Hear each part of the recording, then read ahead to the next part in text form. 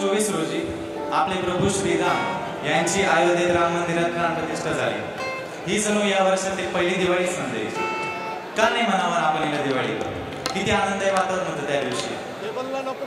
प्रत्येक न्यूज चॅनलवर तर लाईव्ह टेलिकास्ट होत होतं। तर असंच न्यूज बघताना MSBDच्या डोक्यात आलं की विद्यार्थ्यांची पण प्राणप्रतिष्ठा झालीच पाहिजे, नाही का?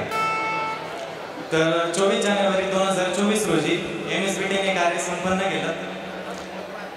ही जणू या वर्षाची दुसरी दिवाळी समजायची। का नाही म्हणावं आपण हिला दिवाळी?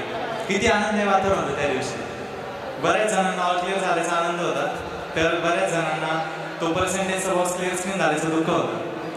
तर या विद्यार्थ्यांपैकीच एक माझा मित्र, ज्याला 80 तर नाही लागला, पण भाऊंच्या अपेक्षा होती 90+ची आणि भाऊंना पडले 75.77.